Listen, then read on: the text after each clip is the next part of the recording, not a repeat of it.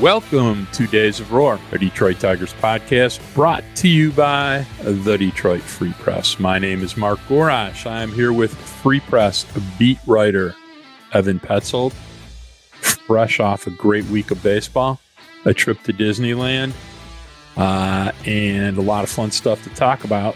So let's get to it, Ev. How you doing? I'm doing all right, man. We got so much baseball stuff to talk about. I would love to dig into my trip to Disney World, going to Epcot with my wife, Savannah. We went there for a day and had a really good time.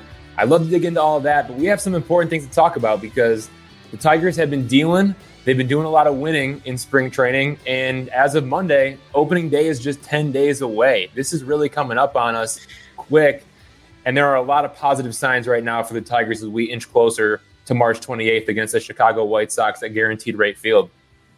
Well, this is the week of spring training that I actually look forward to out of the 6 weeks, besides the first day, because they actually play somewhat a real brand of baseball this week, especially Thursday, Friday, and Saturday, if not Sunday. So let's kind of get into it. Let's go straight to the week in review because there's a lot of damn stuff in the week of review. So pitching dominance and nothing but winning. You know, we had a 6-1 in 1 week, including a split squad sweep, but mostly we had just a ton of pitching dominance this week. We had one starting pitcher give up a few runs, which actually was Tarek Skubal.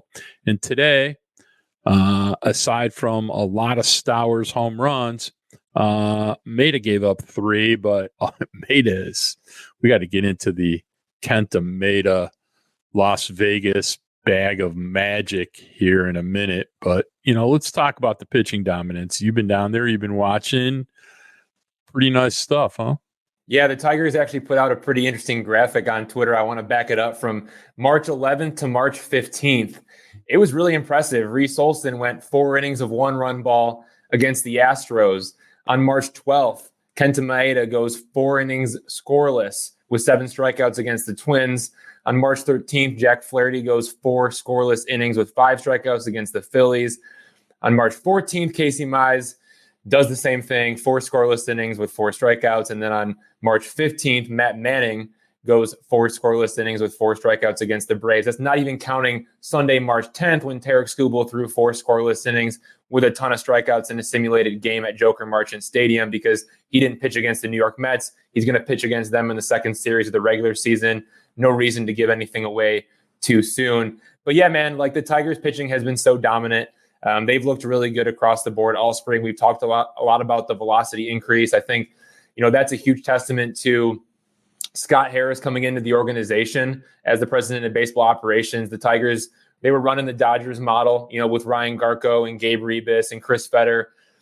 Scott Harris came in and he was able to add another layer on top of that. And we're seeing the results of it right now with the velocity jumps, the nastiness of the secondary pitches.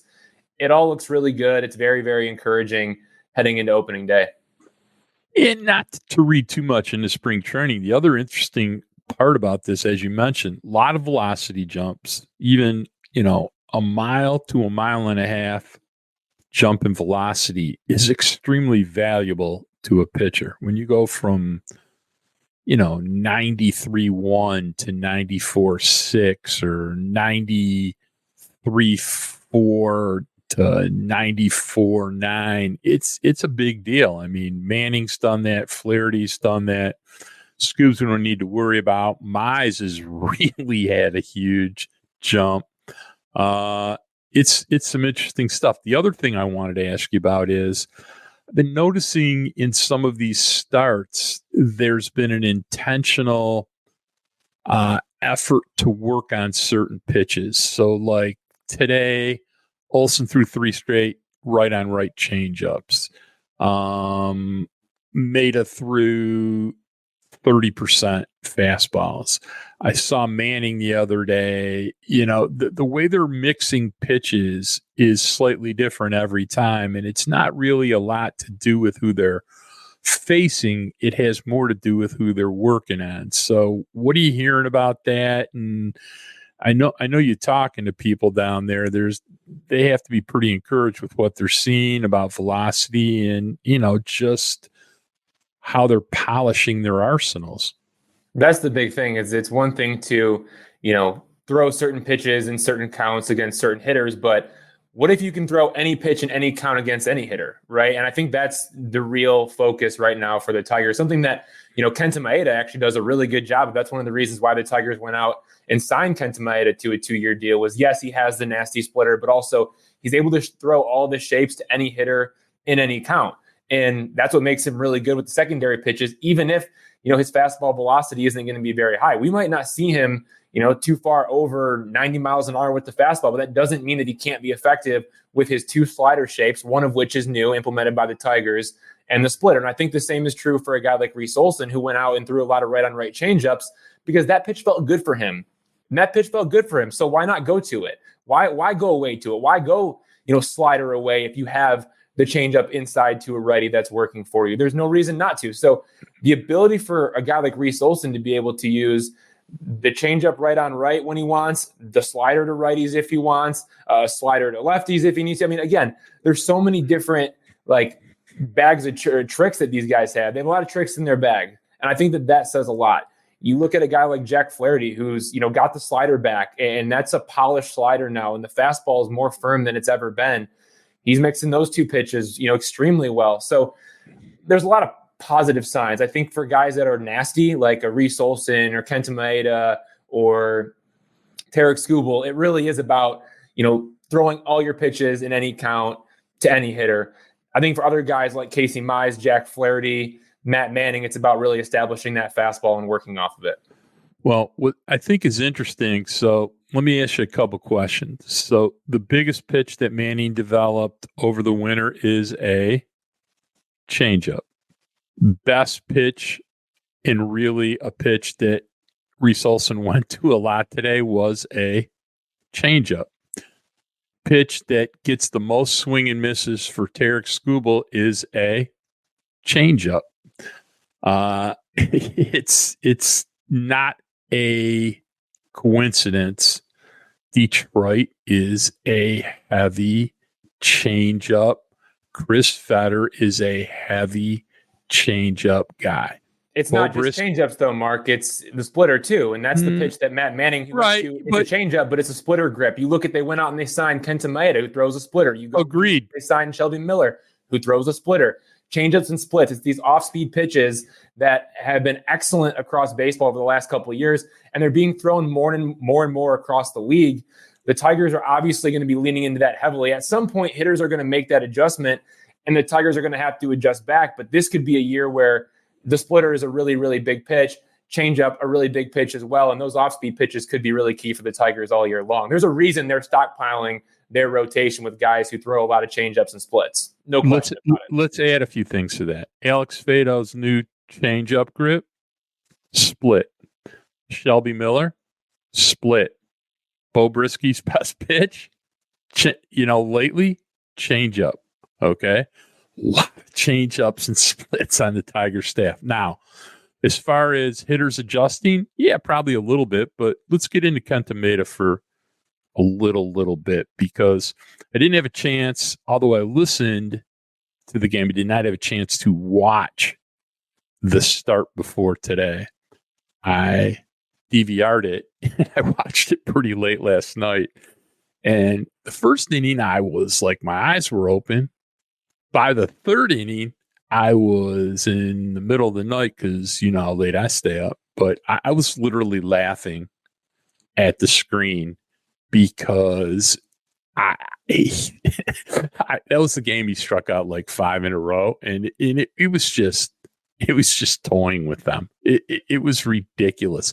He barely threw a pitch over 90 miles an hour, and it was just impossible for them to even lay a bat on the ball. I mean, and there was a lot of that today, right? So, I mean, aside from Stowers hitting a wind-aided homer and then a bomb to right center, they weren't doing too much with him today either, and he wasn't throwing a pitch over 90. So, really excited with what Maeda's doing, and the rotation, is pretty interesting. We're going to kind of get into that as we try to figure out what's going on.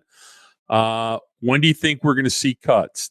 Tomorrow, Tuesday? When are they getting rid of a lot of the rest of what's hanging out in the locker room?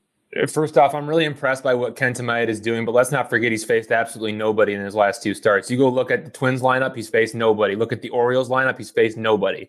So those are his best 2 starts where he struck out 7 back-to-back times out and increased the pitches from 65 against the Twins to 74 against the Orioles. But again, look up and down those lineups. There are a bunch of nobodies in those lineups. So I'd like to see him do that kind of stuff against real big league hitters. I think that's going to tell us a lot more about Kenta Maeda.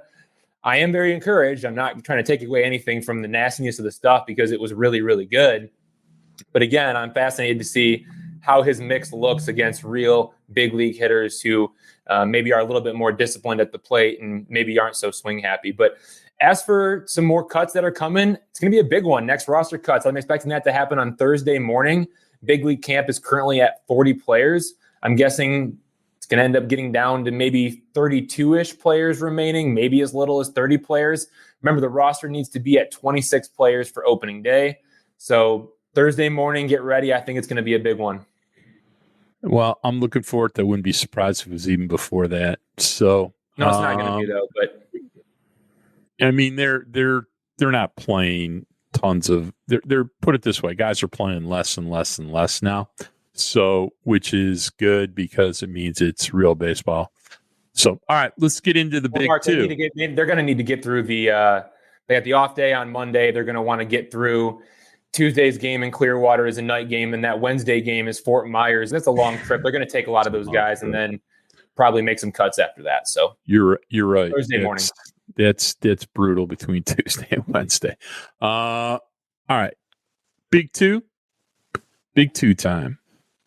Question number 1 of the big 2.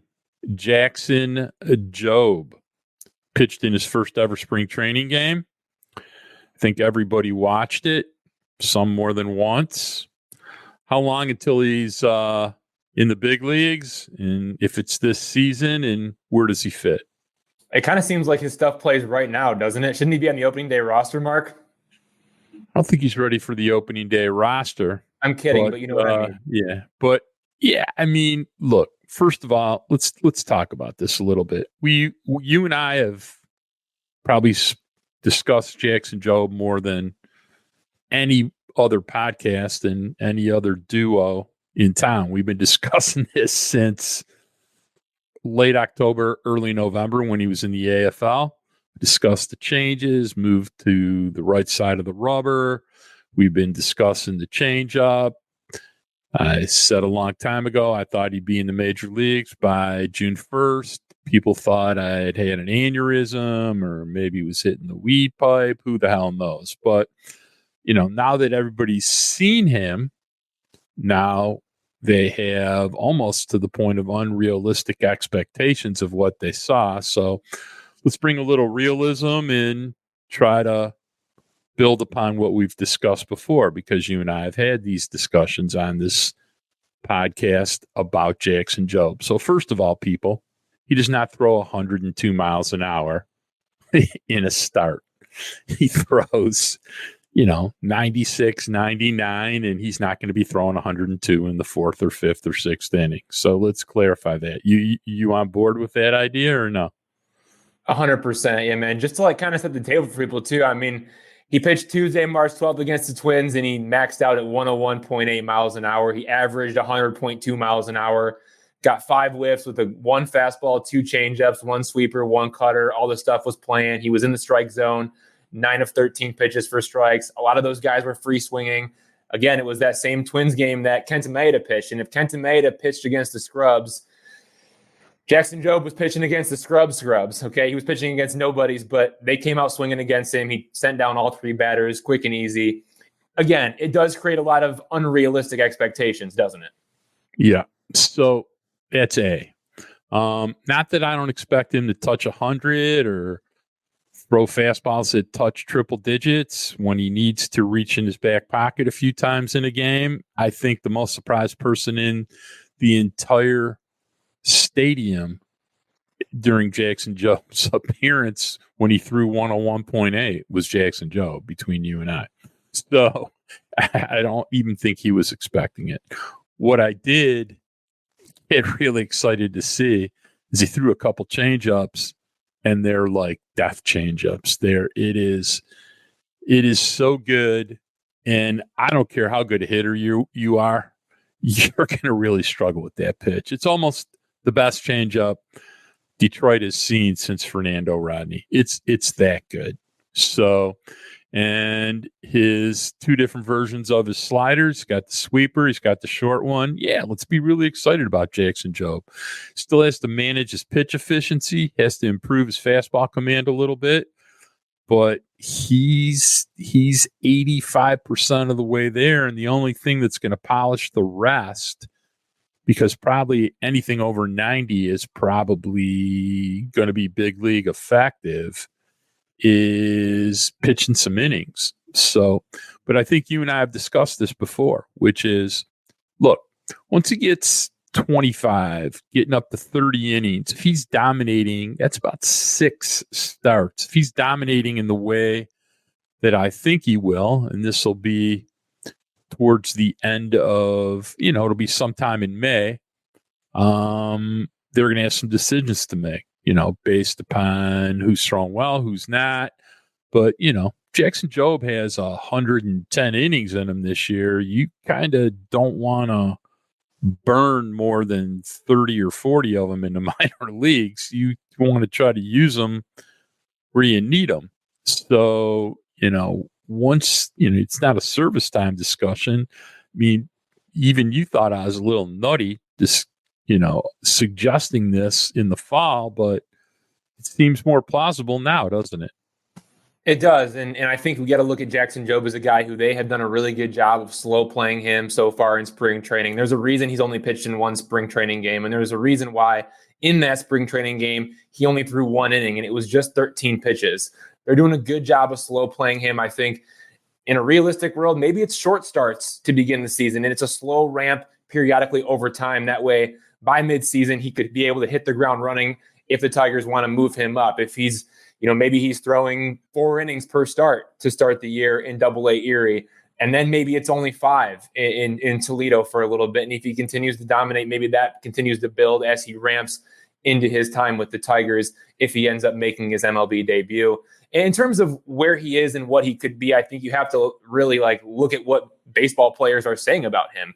Talking to outfielder Kerry Carpenter with the Tigers, who faced Jackson Jobe on the backfields in a live BP, and then went and faced Spencer Strider of the Atlanta Braves in his first spring training game. And I asked Kerry, I said, who got you ready for Spencer Strider? I mean, that's a tough draw in the, your first Grapefruit League action coming back from Kerry's injury. And he said that Jackson Jobe was comparable to Spencer Strider. And that says a lot. Catcher Anthony Bemboom, who caught Jobe in his first big league spring training game, compared him to Baltimore Orioles right-hander Grayson Rodriguez. I think Jobe is probably closer to Strider, especially now that he has a legit fastball. Let's not forget about what happened to the fastball after the Tigers moved into the third base side of the rubber in the Arizona Fall League. Moves to the third base side of the mound. The in-zone whiff rate jumps from 21.5% in the regular season to 44.7% in the Fall League, all while maintaining the induced vertical break, which was way up, and the fastball velocity, which was way up. The fastball is missing more bats than ever before after moving to the third base side because he's creating deception, and he's throwing it at 97, 98. I mean, come on, that's really, really good. And this is a guy who was solid last year, too, in terms of the command. A 3.4% walk rate across 79 and 2/3 innings in 20 starts. That's everything in between the Florida Complex League and the Arizona Fall League. I know he had that back injury, but he's healthy now. He's learned a lot from it. He seems like he's matured up. There's a lot of high hopes for this guy. I would not be surprised if, your prediction is spot on. And I think whether he is a reliever, whether he is a starter, however that ends up working out, it's going to be good for him. It's going to be good for the Tigers. I like what I'm seeing. Well, as far as comparing him to Grayson Rodriguez, maybe in stuff, I actually think he's better than Grayson Rodriguez is right now. So that's why I said he compares more to Spencer Strider than Rodriguez for me. Me too. I think there's a lot of similarities there. A lot of similarities. All right. enough for Jackson Jobe. Let's move on to question 2 of the big 2. And this is for everybody in the Twitterverse, everybody that's lost their freaking damn mind.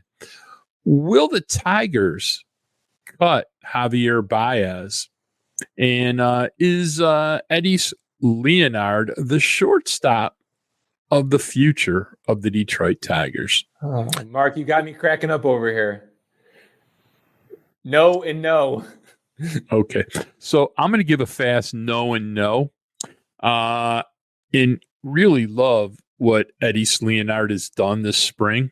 I did go back and take a look at where all the pitchers were in the game when he was whacking balls all over the ballpark yesterday like it was Williamsport. And pretty much everyone right down the middle, waist high. And that's a good sign when you can crush mistakes. I just want people to understand a couple things, and I want you to add some context to this too, which is, look, here's the deal. For you younger fans who all play MLB The Show, if you were playing on the beginner mode and you know how much easier it is to play on that mode and hit on that mode, that's spring training. Now go play on expert or whatever is above expert. That's immediately what it is by game 2 of the regular season. There's very little sequencing in a spring game. There's not 6 sliders in a row into your swing hole. They're not knocking you off the plate. They're not finite commanding 4 different pitches on the black and never getting into the nitro zone. There's none of that. They don't figure out where your weakness is and pound it every at bat for a series so that you're 1 for 9 and you know the pitch is coming and you can't do anything with it. There's none of that in spring training. In the regular season, they're trying to embarrass you every single at bat. So why don't you kind of elaborate a little bit about what's going on with that, and then add some context about how worried AJ Hinch is about Javi Báez? All right, yeah, so let's start with Edis Leonard is not going to make the opening day roster. He has already been cut from camp. So he was one of 14 players who were cut in this past week. So he's not making the opening day roster. He will begin the season in AAA Toledo. Let's not forget how the Tigers got Edis Leonard. Okay, they acquired him from the Dodgers, who had designated him for assignment. They got him for cash considerations at the trade deadline after the Eduardo Rodriguez deal fell through. Now, he did perform well in Toledo after the trade, hitting .302 with 8 home runs, 17 walks, and 37 strikeouts in his 40 games with the Mud Hens, averaged a 90-mile-an-hour exit velocity and a 36% chase rate in Toledo. Now, his exit velocity would have ranked in the top 50 among qualified MLB hitters last season. However, that chase rate would have ranked in the bottom 15 of qualified hitters. So entering Monday, Edis Leonard, he has been raking in spring training, hitting .379, 1 walk, 3 strikeouts, and 31 plate appearances. He's played 32 innings at shortstop, 28 innings at second base, 6 innings at third base. That tells me a lot. The fact that he's not just playing shortstop tells me that he's probably not just a shortstop. There's a reason AJ Hinch said that Edis Leonard is going to play all 3 outfield positions in Toledo. When you look at a guy and you say, okay, is this a shortstop or not? There's just something about it where you know. Javier Báez is a shortstop. Ryan Kreidler is a shortstop. Zach McKinstry might not be an everyday shortstop, but he can play shortstop. You can just tell. Ryan Kreidler is going to play more shortstop than Edis Leonard in AAA Toledo. You can take that one to the bank. Secondly, I want to talk about the offense with him. Edis Leonard is chasing a ton. He's getting a lot of hits because he's making contact on, again, some meatballs like you had mentioned, but also he's been making contact on pitches outside of the zone. But better pitchers are going to feast on him if he doesn't stick to his strengths and avoid chasing pitches outside of the zone, because the out-of-zone contact rate probably isn't going to hold up at the highest level. Guys are going to attack him so much differently in the big leagues than he's ever been attacked before in his entire life, especially different than he's been attacked in spring training games. You could argue that he's not even being attacked in spring training games. Guys are just working on things. So that's where I'm at with Edis Leonard. I think he's a good prospect. I think there's definitely some upside there, and there's a reason to monitor him. Again, he hits the ball as hard as anybody on the Tigers 40-man roster. Like, he does impact the ball hard. When he makes contact, he's hitting it hard. And that's something that you can't always teach, right? You can't always teach lean into the exit velocity. So I like what I'm seeing from him, but you guys got to pump the brakes on him being the shortstop of the future, him making the opening day roster. Like, you think this guy's going to hit cleanup for the Tigers on opening day? Like, stop it. Like, let that go. As for Javier Báez, he's not going anywhere. He's owed $98 million over the next 4 seasons. I understand that he's hitting, .094, 3 for 32. I understand it's bad. And it's 1 walk, 12 strikeouts, no home runs. It's a mess, right? Some good line drives, sure, but the swing still looks the same. I think it's probably shaping up to be another bad year on offense. Even if Javier Báez struggles for the Tigers, he's just not going to play as much. They're not going to eat $98 million. That's just not going to happen. Now, here's where I'm at with Javi, and I think here's where the Tigers are at with Javi too, maybe AJ Hinch more so than anybody. If there's no offense, the best case scenario is elite defense. And I think he is a great defender based on outs above average. I understand that the metrics like him a lot, but outs above average also rewards the difficult plays more so than the routine plays. If Javi's so good, why hasn't he been in the mix for Gold Gloves over the past 2 seasons, right? But because he has some throwing issues. The throwing has been a problem. The throwing has been really good in spring, though. It's been on the money. And I think that that's something that we cannot overlook. His footwork has been a lot better, synced up with his arm. The throws have been solid to first base. Shout out to infield coach Joey Cora for that. I think it's a really good sign. If Javi Báez can provide plus elite defense, and even if he's providing nothing on offense, I still think there's a spot for him on this team some way, shape, or form. But that's where I'm at with both of those players, Mark. I think I hit the nail on the head both ways. What do you think? I think it's what we've discussed 17 times since the end of last season, and we have hopes for him to hit better. I still think at some point in time he'll hit a hell of a lot better than this. And Javi Báez knows how to play baseball. Period. End of story. The Tigers aren't eating at $98 million. So I think he has, 50 to 60 games of futility at the plate before they start getting frustrated and playing other people at shortstop along with him. Yeah, probably. But I expect you'll see something better than what you're seeing now pretty shortly. He's had some better swings this week, and I think it's the normal fan nonsense. And as long as he fields the position well, get used to him, get mad, yell at me, yell at you on Twitter, but he's not going anywhere. All right, got lots more to talk about. We're going to take a break. We'll be back.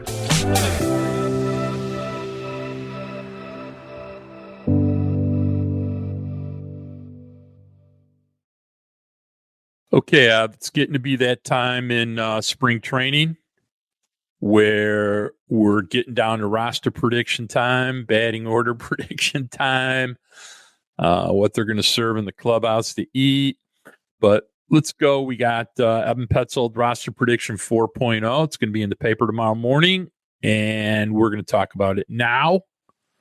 So tell me what you think your final roster prediction is, because this is your last crack at it unless you're doing something next Saturday, which you might. I will not be doing something else on Saturday. I'm going to leave it at 4.0. It's going to be my last roster prediction. And I know Mark said tomorrow morning, but I know all you folks are listening on a Monday. It's already out there, live on freep.com as you're listening. So we talked about the 13 position players in the past. That's all going to stay the same for me.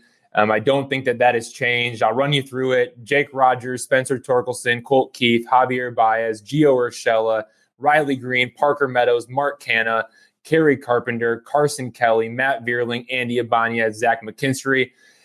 Mark, we've spent a lot of time talking about those 13 position players. I don't think that's going to change. I think we do need to maybe talk a little bit about how things are shaping up at the third base position. But the bigger story right now is going to be how are things going to be handled with the pitching staff? The starting rotation and the bullpen. Right now, I have Tarek Skubal, Kenta Maeda, Jack Flaherty, Matt Manning, and Casey Mize in the starting rotation, which gives Reese Olson the boot to AAA Toledo. I'm sorry to do it to you, Reese. If there was a way that 6 starting pitchers could be in the rotation, I would do it for sure. Like, I think Reese Olson has been great. I don't think he deserves a demotion, but I had to pick somebody, and that's the person that I think the Tigers are going to pick. Who knows if that's actually how it's going to go down, but that's where I'm at right now.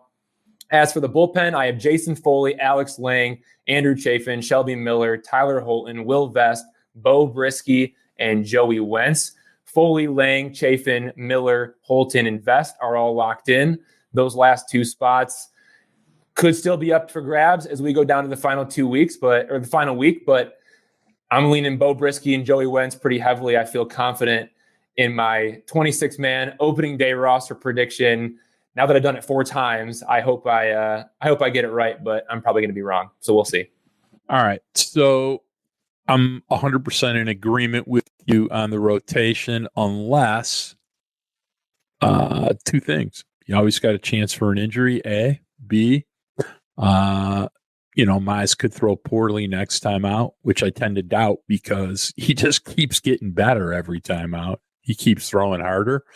He keeps having better command, and he hasn't even dialed in remotely the caliber of breaking stuff that he had pre-TJ. And once that starts getting more precise and varied, because he hasn't even, as great as we've discussed earlier about everybody's splits, Casey Mize's split isn't even worth discussing yet. And we need to see, he's got 2 different sliders and a curveball now. And, I'm excited to see when he really gets those dialed in. His fastball has been unusually high velo, over 97 many times, and he's averaging over 95 miles an hour, which was unheard of before he was hurt. So you got to and it's getting better every time. So I think the Tigers would prefer, they know what they have in Reese Olson, and they would prefer to see what they have in Casey Mize, and they're going to try to take a look at it right out of the gate. They could change their mind in April. So that's while I kind of defer to thinking you're correct. About the bullpen, look, Joey Wentz has been much better. He's throwing harder. He's getting people out. At the same time, he's facing no one, and he seems to be falling behind 2-0-3-1 to an inordinate amount of hitters. It concerns me because that's going to be a much more difficult thing to navigate against real hitters. I got to confess to you, after watching Alex Fado the first time and not being too impressed, the stuff the last few times, it's really good. Throwing harder than I've ever seen him, seems to have embraced the bullpen, and he's just damn interesting. He is. That slider's always going to be there. The change is pretty good, and wouldn't be shocked me if the Tigers decide that Fado is a better choice than Joey Wentz. It's something to keep an eye on. I think that last spot is between those 2 guys. What do you think about Fado?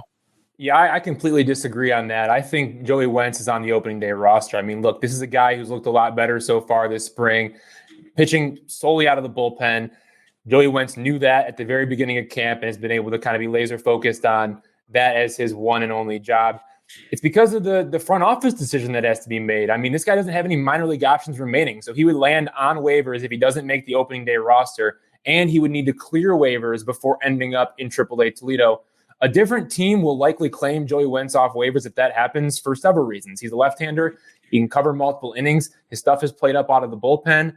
And again, he's a former first-round pick who has talent, right? We've talked about his stuff is really good when he's locked in. It's frustrating that he hasn't always been able to do that, but he's looking better in a relief role. And I think there are a lot of teams out there who would be willing to take a chance on him. Also, what happens if Tyler Holton regresses? And Tyler Holton isn't the same Tyler Holton that we saw last year. And the Tigers need a better left-handed reliever in that mix to pair with Andrew Chafin.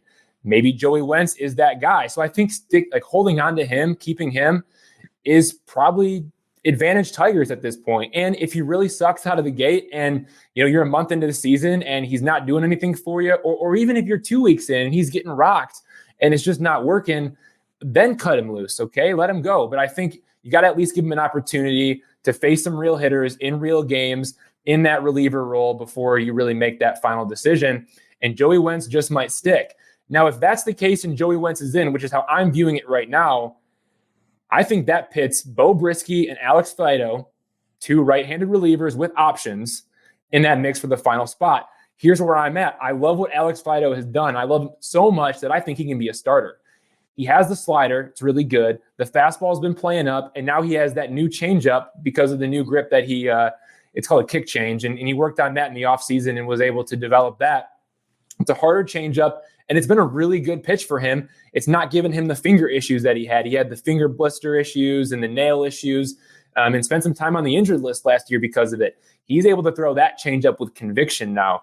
And so the fact that he has fastball, slider, changeup, to me, that profiles him as a guy who can start. I would like to see him go down to AAA Toledo, be a part of that starting rotation, and be an option if guys get hurt. Like, imagine if the Tigers were able to have Reese Olson and Alex Fido as a 1-2 in terms of who's getting those first call-ups if there are injuries early in the season. You feel a lot better about where things are at from a starting rotation standpoint than you have in years past. You don't even have to worry about a guy like Keider Monteria. You can let him develop a little bit more, which I think he needs.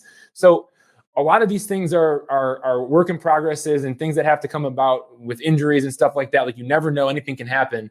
But I truly think that Bo Brisky fits best as a reliever with the Tigers with high leverage upside. This stuff is really good. Bo Brisky just doesn't really have a breaking ball to go to. He has the fastball, he has the changeup, but he doesn't have that third pitch that makes him a starter, whereas Alex Fido has the third pitch that makes him more of a starter type. So that's how I see it playing out in my mind right now.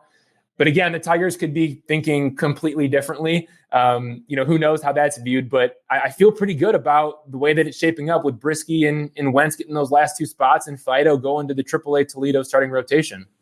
Those are very valid, fair points. As I said, don't like that Wentz keeps falling behind. I think there's a much bigger price to pay against real hitters than he's paying now. Do I think he'd get claimed? He'd get claimed in about 13 seconds. So I don't think there's any doubt about that.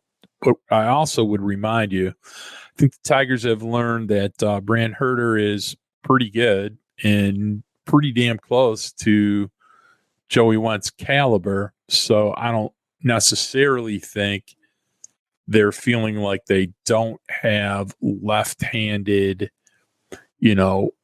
replacement value in Toledo, and they do. So, but, no matter what, I think there's a lot of validity to what you had to say about giving him 2 or 3 weeks in April to see how he does against major league hitters. And more likely than not, you're probably right about it. So we'll see what's up with that. I think it's a good problem to have. The next question I have for you, do you think that Wilmer Flores is absolutely going to be in the bullpen in Toledo or not? I think that's a really interesting question. I mean, there are going to be a lot of arms in that Toledo rotation as we've discussed. Now, again, that's, a 6-day schedule for them and the way that they play. So technically you could carry 6 starters in that way if you wanted to. Even then, if you are talking about Reese Olson and Alex Fido and Brant Herter is in that mix as well, and Ty Madden and Keider Montero, Sawyer Gibson Long. It fills up Jackson pretty quick. Jobe. Jackson Jobe in time. But yeah, I think the way that the Tigers have used Wilmer Flores and the way that his stuff has played screams closer in AAA Toledo. And I'm going to give you credit, Mark. Tip the cap to you. I think you were on that a few weeks ago. Let me tell you, the most interesting thing I saw in the prospects game is for the first time all spring training, and I've seen Flores throw quite a few times. That slider, woo, dude! First time all spring, it was filthy, just looking like a strike straight into the ground. So, you're going to pair that with 98, 99. Interested to see that out of the bullpen. All right. So, I want to take our last break. We're going to come back. We're going to talk about the breakout game. We're going to talk about all the rookies we saw, any other things, that we found interesting about this week. We'll be back in a minute.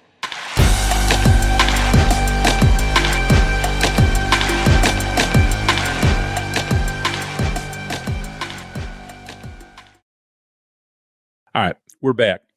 Before we get to all the prospect discussion, I want to talk about Max Clark a little bit too. You wrote a great piece about it, but let's devote a couple of minutes to third base, and let's start it off by saying Gio Urshela looked a lot better swinging the bat this week, which I think they were borderline relieved to see. I can't see how well he's moving on defense. Matt Vierling also swung the bat pretty well this week, but mostly he's been playing center field. So, and by the way, Andy Ibanez, I don't know if he hit water this week. So, fast start, not too much this week. Not that it means anything to anything. So, talk to me a little bit about your thoughts about third base and what quietly you're hearing there. Yeah, I don't really care too much about what's going on in spring training in terms of results. I do think that it does matter in some sense, especially with the third base position, probably more so than other positions, just because the Tigers have to figure out who's going to get a bulk of the playing time when the season starts. If you want to get out to a fast start, you better have the right third baseman plugged in there against right-handed hitters, whether that's Gio Urshela, Andy Ibanez, Matt Vierling, maybe it's Zach McKinstry as a left-handed hitter. Now, the way that I view this is Gio Urshela is going to be the front runner for all the playing time. The Tigers went out and they signed him to a 1-year, $1.5 million contract. He's gotten the most reps so far in spring training games. He's also the best defender. But my problem with him right now is he is not hitting the ball hard or driving the ball to the gaps. He also isn't drawing walks. The strikeouts are a little bit of an issue. Now, he is putting up some long at-bats and he's battling, so I like the way that he's approaching his at-bats, but just he's not really driving the ball, which has kind of been frustrating from a guy who's coming back from a major injury. It was a broken pelvis that ended his season last year. That's pretty serious. And so for him to be coming back off of that, I want to see him drive the ball a little bit more. We saw a tiny bit of it. I want to see it continue into this last week. I think that'll, kind of determine how things shake out in the first week or so. But we don't know how this is going to play out yet. I think in the pecking order, it probably goes Gio Urshela, then Matt Vierling, then Andy Ibanez, then Zach McKinstry. Andy Ibanez, his arm is not as good, so I don't know if he really fits third base in a longer term type role. There's a reason he was a really good second baseman for the Tigers last season. He fits there a lot better than he does at third base. So if you want to talk about who really fits as a third baseman, it's Urshela 1, then Matt Vierling 2. That's how I view it in my book. Zach McKinstry obviously can play there too, but the Tigers really value him as a left-handed hitter who can come off the bench and do some things. I don't know if Zach McKinstry is an everyday type of player. We saw what happened to him when the Tigers transitioned him to that role last season. It was an absolute nosedive from the red-hot May that he had. So I don't think everyday at-bats for Zach McKinstry are the best thing. I don't think that's how you get the most out of him. That's why I see it as Gio Urshela 1, Matt Vierling 2, in that pecking order, with Andy Ibanez looming, depending on where the defense is at, specifically with the throwing arm. But it'll be interesting to see how it shakes out. Like, I don't think that we really know yet who's going to get the most playing time. I think if you told me, hey, Evan, who's going to get the most opportunity, by the time the season ends, I'd say I have no idea at this point. I think it's going to be kind of one of those moving targets, something that we never really know, and we kind of are always going to have to feel out until someone really grabs a hold of that role. And so far, no one's grabbed a hold of it yet. So if Gio Urshela is the guy getting a lot of those reps in the first week of the season, I wouldn't be surprised. But if he's not performing and Matt Vierling is hitting against right-handed, pitching, he's going to slide in and get more opportunities at third base. That's just how it's going to go. When Gio Urshela signed with the Tigers, I think a lot of people thought, oh, there's an everyday third baseman. That's not the case. These are going to be at bats that have to be earned. And so far, it's a toss-up. Well, as far as walking, very few Tigers are really walking that much. Parker Meadows, a little bit. Colt Keith, a little bit. But for the most part, not many other guys are going up there hacking, man. It's early in spring training. I think it's something I would almost guarantee this week you will see at-bats being worked a lot harder, especially as we transition to Wednesday, Thursday, Friday, Saturday. So not too worried about that. And like I said, third base, work in progress. No doubt Urshela has got the baton right now, and someone's going to have to take it from him, or he's going to have to play his way out of it. All right. First, let's talk a little bit about, you had an interesting article in the Freep today about our buddy Max Clark, who we're going to talk about his baseball playing. But Max Clark, the person, has just been a huge popular revelation as a human being. And there was a small little, circumstance that engendered an article from you. So why don't you talk a little bit about it? People can read it in the Freep, but, it's just kind of an example of what a great kid he is. Yeah, for anybody who doesn't know, Max Clark signed for $7.7 million and has more than 385K followers on Instagram. So this dude is super popular. Alan Trammell said that there's been nobody like him that's been a Tiger, just this popular, this young, without doing anything. Like, this is a guy who hasn't played above low A Lakeland. And even when he was in low A Lakeland last year, he didn't play very well. So this is somebody who has a ton of popularity, number 3 overall pick in 2023, got a ton of money, has a ton of followers, flashy as all can be, and is like a real human being, like is a real person that is really chill. Like, I'm really impressed with this story. I think it says everything. There was a fan in Lakeland who was trying to find his way around Tiger Town, just wanted to watch some minor leaguers hit some BP on the backfields, and was trying to figure out, where he was going, and ended up pulling up to a stop sign. And it was an intersection just in residential area there in Lakeland, not far from, the Tiger Town parking lots. And at an intersection, driving a Buick Encore, wasn't moving. There was a car coming from a different direction, and this fan felt like he was too far out in the middle of the intersection. So he probably should put his car in reverse because there was an oncoming car. So, you want to stay out of the way. The road going the other way is narrow. He didn't look behind. He didn't check his rear view camera either. And he backed up into Max Clark's Corvette Stingray. And that's where it gets interesting, because if you're Max Clark in that situation, you have this prized Corvette Stingray that you have spent your hard-earned money on. Again, you went and you got a signing bonus, right, for being the number 3 overall pick. You worked for that. You deserve that. It was his second big purchase. He got the engagement ring for his future wife, and then Corvette Stingray for himself. And somebody backs into it in Lakeland, Florida. That's no good. But the way that he handled it, pure class. I mean, he did not get out and yell. He did not get out and get frustrated. He called the fan sir about 20 times, according to that fellow, and had a good conversation with him, signed a baseball, got down on his hands and knees. Now, there wasn't significant damage to the Stingray, okay? So there was not significant damage. There was what Max Clark described as a little cat scratch, and then also the front license plate got knocked off, and a piece of carbon fiber on there got knocked off as well. But no big damage, nothing like that. But Max Clark gets down on his knees and he's fixing the car, right there in the street, takes care of it, signs a baseball for the guy, shakes his hand, and they go their separate ways. And I thought it was a really cool story that told me a lot about Max Clark. This is a guy who did all that when nobody was watching. And that says a lot about the type of person he is. The fan's name is John Dykes, and here's what John Dykes told me. I'm never going to forget this. Here's what he said, quote, "I don't know if he will make the big leagues, but I know he will never embarrass the Tigers," end quote. And that's Max Clark. It's a 71-year-old man from Metamora who's down in Florida and looking to go to the backfields to see minor league players play, and wasn't even familiar that he was talking to their most famous minor league player. Called him Matt. Well, he thought the name was Matt because he asked, what's your name? And Max said Max Clark. And, John Dykes, apparently he has some hearing issues in his left ear. And so he thought he said Matt Clark, and he ends up going to the backfield to end up, watching BP like he wanted to do. And he was telling some of the guys that were there the story, and the guys were like, no, like, that's Max Clark. And he was last year's first round pick. And so, that was funny how he came to find out about it. But again, this was a 71-year-old fan who had no idea who this was. And that's how Max Clark treated him. I mean, that's special. It's class, baby, all the way. So it's wonderful that Max is such a quality human being, and, tip of the cap to his parents. So it's a 19-year-old kid who conducted himself with that much class. Good for him, man. That's a great thing to see and a great reflection on the Tiger organization. All right.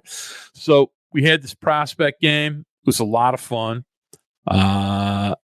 Interesting to see some guys. Most of them we've seen before. We did see Max Clark, and let's talk a little bit about the baseball side of seeing Max Clark, which is not the first time I've seen him, not the first time you've seen him. Look, hell of an athlete, hell of a baseball player. Raw?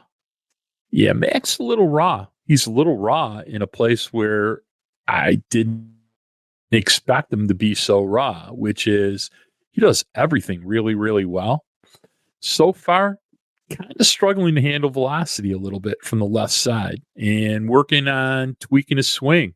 So still a work in progress. Needs to get more consistent. Needs to hit the ball. He just needs to square the ball up a lot more than he's been doing. Okay, I disagree. We need to see Max Clark play more games. This was a guy who was trying to swing for the fences in a prospect game. He wanted to get featured on Twitter or X or whatever it's called now. I understand what you're saying, right? Like, he did make some changes to the swing because the ground balls were an issue even coming up, even before the draft. And obviously were an issue last year. He needs to do a better job of getting the ball in the air.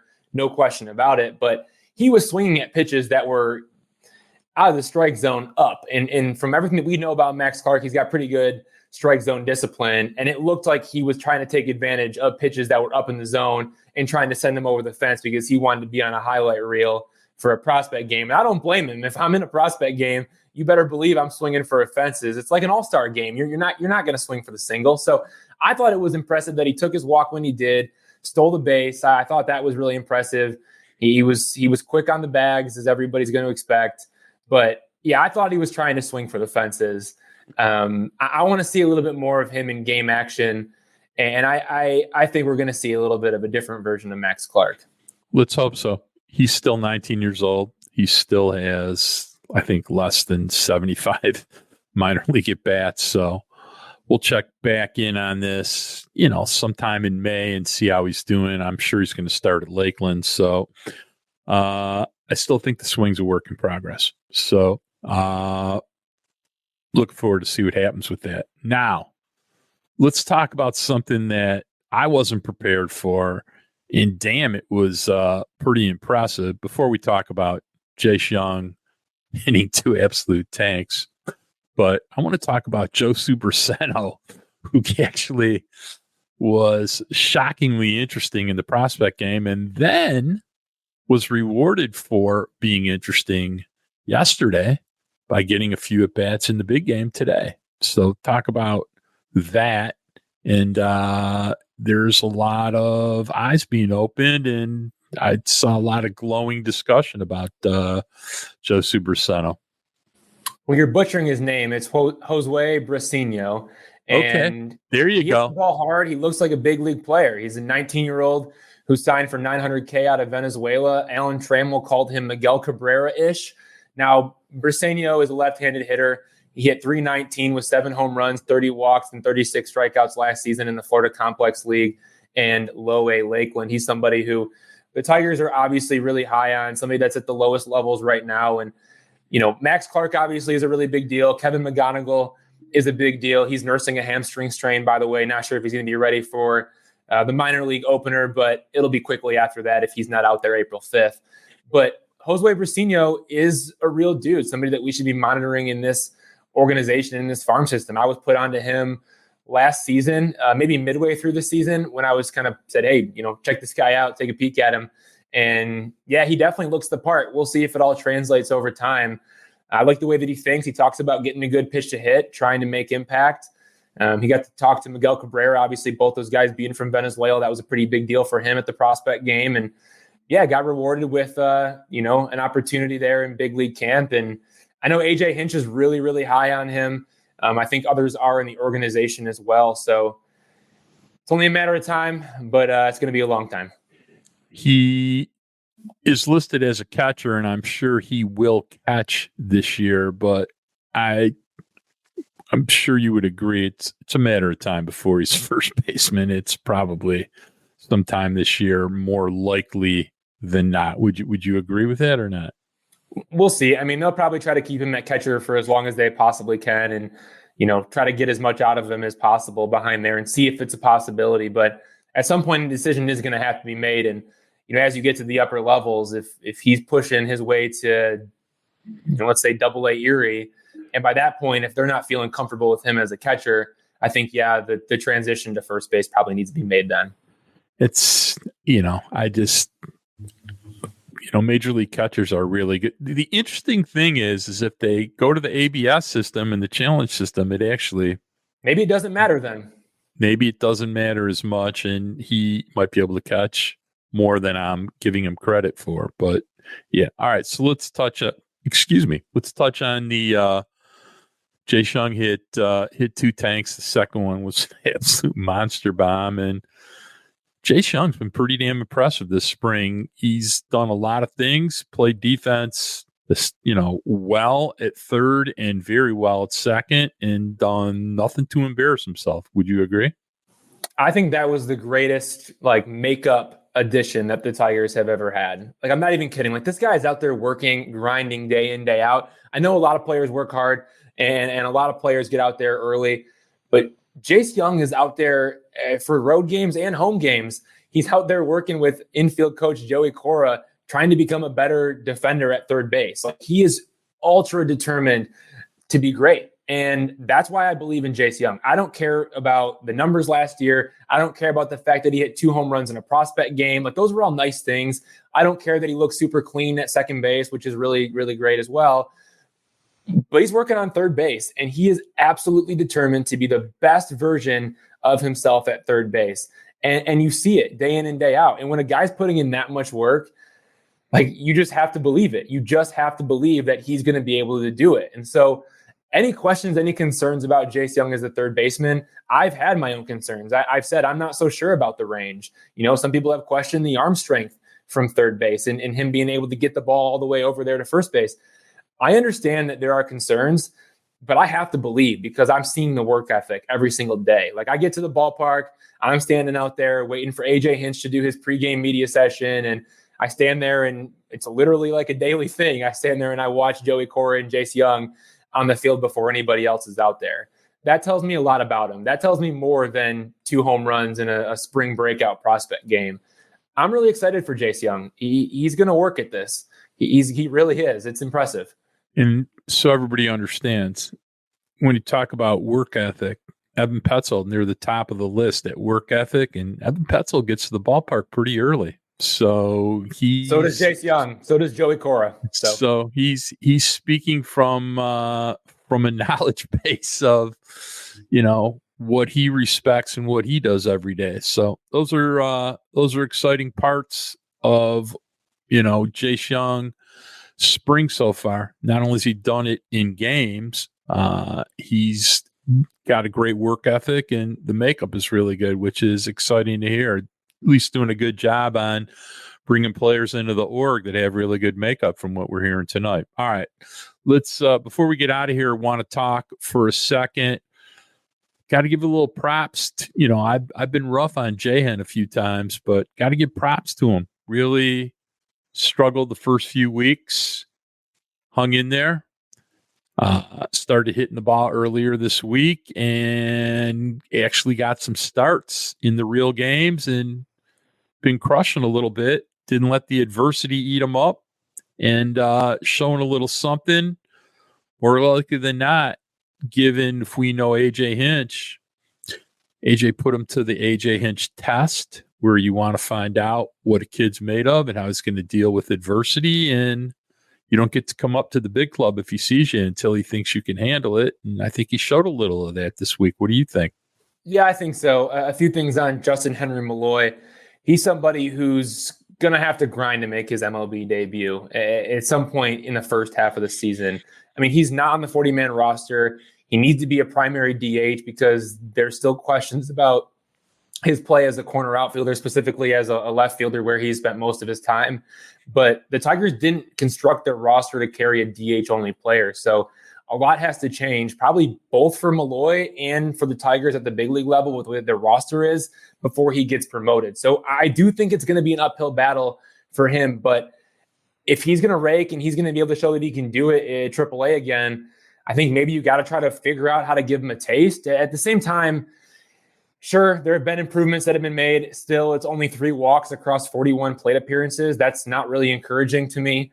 But he has been hitting the ball hard. He's finally getting rewarded a little bit more. 7 hits in his last 4 games. Some good signs for sure, but there's still some work that needs to be done. And again, we've talked about it with a guy like Eddie Leonard. I'm going to say the same thing about Justin Henry Malloy. Guys are going to attack him differently in the big leagues than he's ever been attacked before. This is a guy who he had a lot of strikeouts last season in the minor leagues. You go back and you look at the totals. It was 152 strikeouts in 135 games. I understand he had 110 walks as well, but that's a lot of strikeouts. And guys are going to attack his weaknesses. They're going to attack him hard, and they're going to exploit his in zone swing and miss. They're going to cause him to question whether pitches are in or out of the strike zone. That could freeze him a little bit. He still has some learning to do, but that learning might not happen until he gets to the big league level. It's just difficult that the Tigers haven't built their roster for a DH-only type of player like Justin Henry Malloy. So that's the only real disappointment there. But I am liking what I'm seeing. He has turned a corner. He has gotten better so far recently. And, hopefully he can carry that out, finish strong, and get on his way to Toledo and keep putting himself in the conversation. All right. Well, we had a lot of interesting things this week. Tigers will be on television 3 times this week, I think Thursday, Friday, and Saturday. And I want to give a shout out to the 4.5 minutes it took to play 3 innings when Evan Petzold was Dan Dickerson's color man this week. He did an outstanding job. It was ridiculous. He jinxed every hitter because I only think they threw like 11 pitches for each half inning for 3 straight innings while he was the color man. So he was good, though. He was very, very good. His buddy, I tried with the time I had. You did, and you did an outstanding job. All right, so it's time to get out of here. I want to remind everybody to rate, share, and subscribe wherever you listen to a Days of Roar podcast, Apple, Spotify, you name it, Starlink, who the heck knows, okay? We're probably listening to us somewhere, in Eastern Europe somewhere. You can always find us, remember, embedded in every Evan Petzold article on freep.com. And if you don't have a subscription, it's pretty inexpensive. It's getting to be baseball season. It's a good time to do it. So subscribe to the digital edition of the freep.com. You'll find us there all the time. I'd like to thank our executive producers, Kirk Crawford and Ann Jeanette Delgado, and the Free Press editor, Nicole Avery Nichols, our producer, the man, Robin Chan. Who's producing for us this week? Remind me. Don't forget about Andrew Burkle. That's what I was saying. Andrew Burkle producing for us this week. Hopefully we didn't make too many mistakes. We made his job easy. I want to send out some love to my grandson, who I got to hang out with in Chicago this week for 3 days. That was just a total fun time for me. Who doesn't like being a papa? And the beautiful Savannah Petzold down in Florida visiting Evan, going to Disney World. Shout out. And I'd like to say to everybody, the last week of spring training. Peace.